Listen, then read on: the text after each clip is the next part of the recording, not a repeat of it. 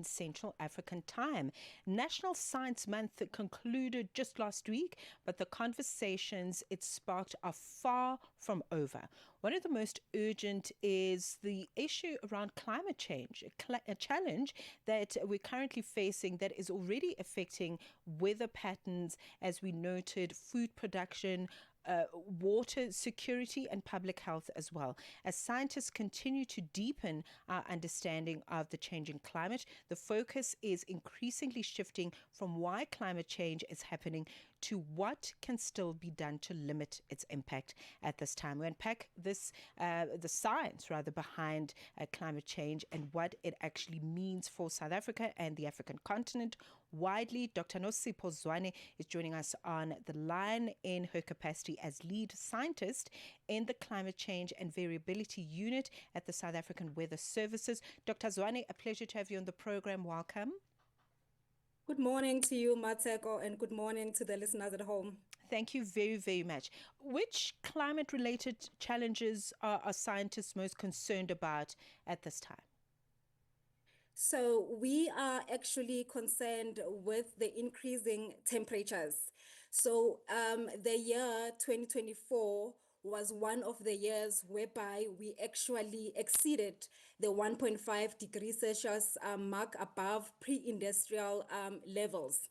So as climate scientists, we are observing a clear long-term trend towards a warmer and a more variable climate. So with that being said, it means that we are prone to more extreme weather events such as your heat waves, your very hot days, your droughts, as well as floods. So whenever it rains, you find that the intensity is high. So we are looking at climate projections that are indicating that, particularly in South Africa, the western area or the western part of the country will become drier, whereas the eastern part of the country will become more wetter. So unfortunately, in South Africa, we are faced with both extreme tales of extreme events such as your floods and your droughts. So this has a huge impact, particularly for our water sector. You mentioned the water sector, Dr. Nosipho, but let's talk about perhaps elaborate for us on these projections and what they mean for other sectors that include agriculture, energy, and public health as well. So, first of all, these sectors are closely linked. With water, we are seeing that there is an increase in water stress due to the longer droughts that we are projecting and higher evaporation, alongside with the flood risks from the intense rainfall. As you would remember, the January floods in the Eastern Cape or the 2022 floods in the KZN.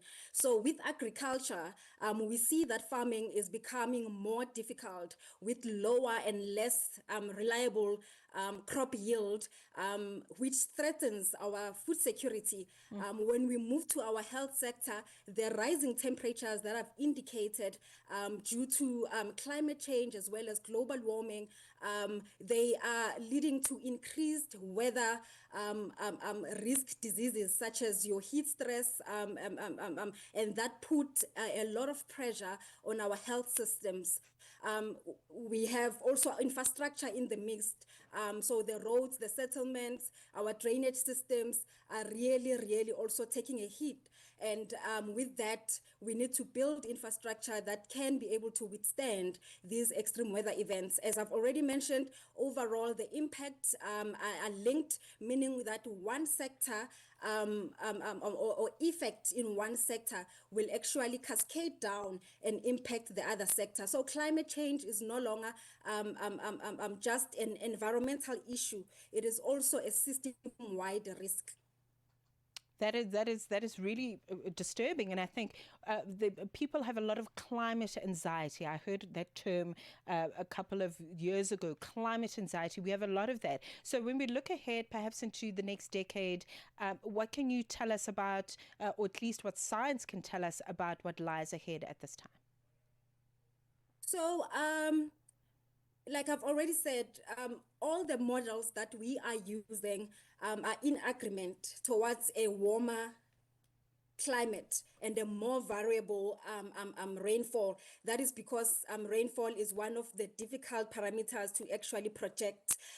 So as I've already mentioned, that with these increasing temperatures, this is a global phenomenon. It is unfortunate that continents like Africa are taking this, or rather impacted more. It is because of our vulnerability. So it means that our exposure is high, whereas our adaptive capacity is really low because of lack of resources. So really, we are all our models and all the modeling institutions and what we are running as well at the South African Weather Service, we are observing this increase in warming rather, and then we are also projecting those variable rainfalls when it comes to across the country, in particularly when we are seeing that the Western Cape province is projected to be drier, while the eastern parts, your eastern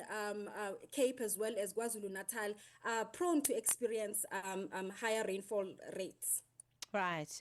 Okay. So, and then when it comes to the conversation and where the dialogue is going, where the discourse is headed at this time, are we or should we be centering the conversation on preventing climate change at this time? Or should we perhaps be looking at scientifically how communities can adapt, become more resilient, and take equal priority? What is the best solution when it comes to how we have these conversations? So the focus should be on better planning as well as building resilience our communities. So this means that we need to improve our water management, support smart, or rather climate smart agriculture, as well as strengthening our health systems. Also, when we look at the energy sector, we need to consider diversifying our energy.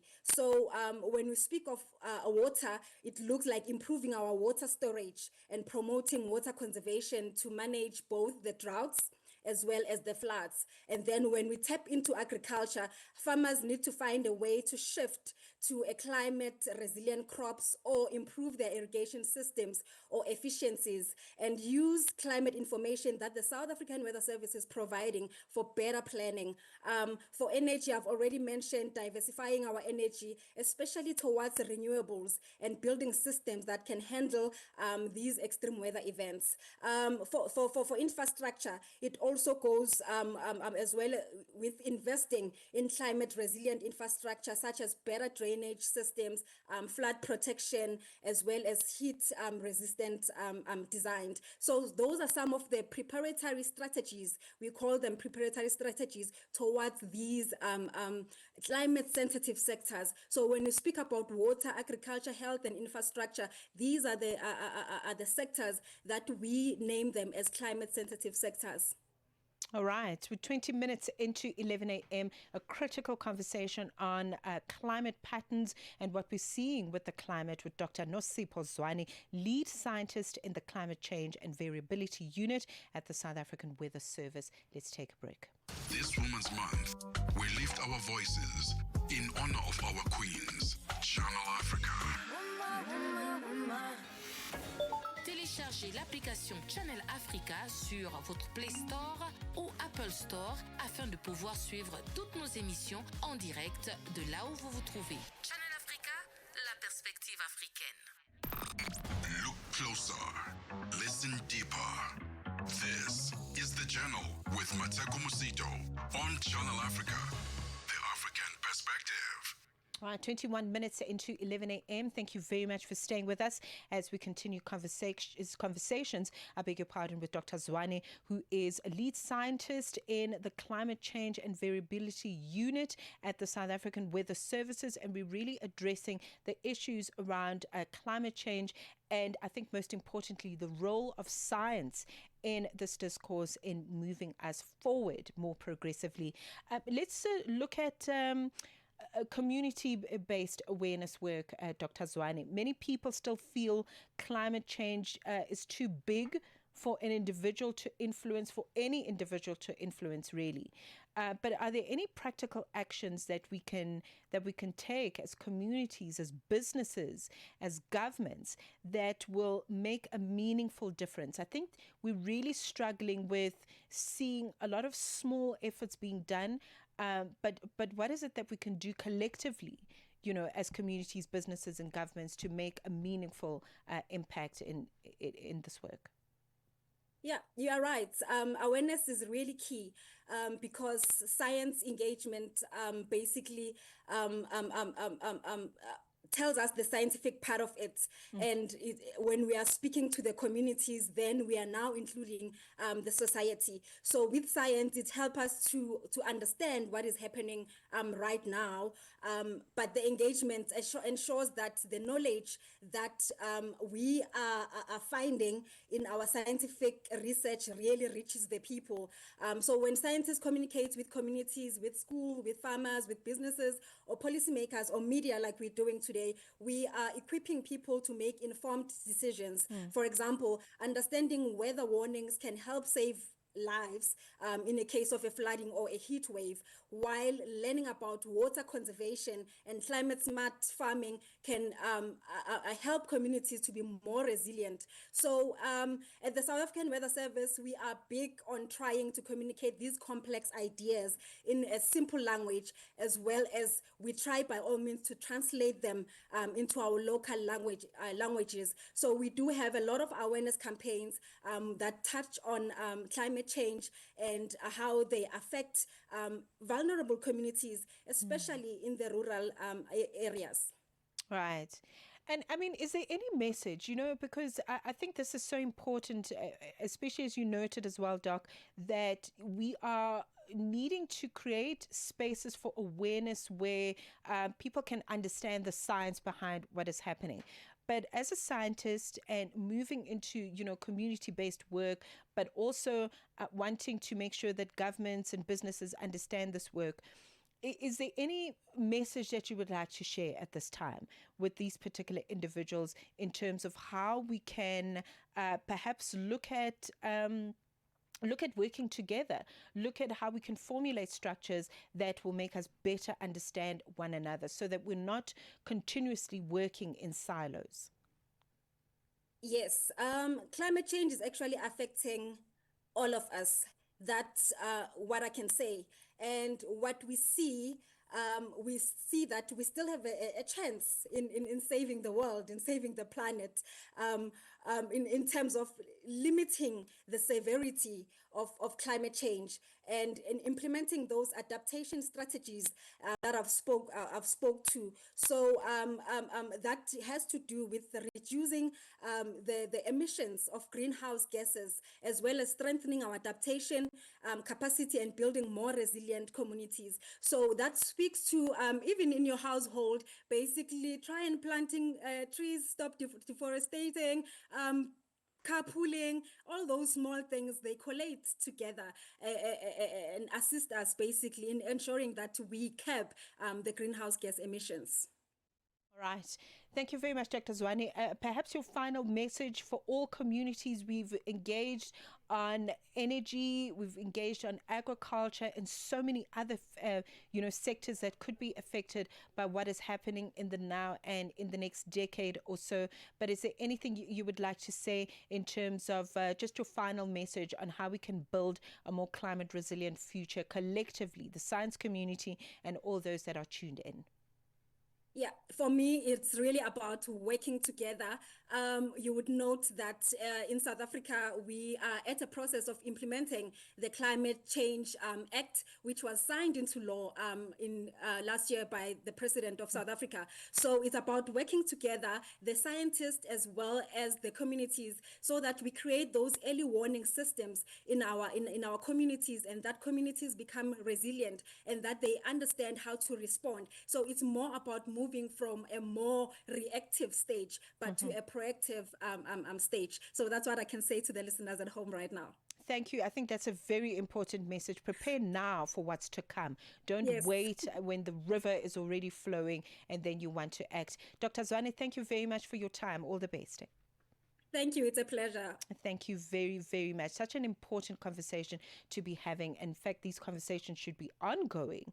We'd love to have Dr. Zwane back on the show so we can unpack this act so that people can understand the legalities around climate change. Is there, does this law, help us to unpack, resources and access grants? I mean, what does this law actually do for you as a business person or for as a farmer or as somebody who's working in the energy sector? Very, very important conversation. Dr. Nosipho Zwane was joining us in her capacity as lead scientist in the Climate Change and Variability Unit at the South African Weather Service.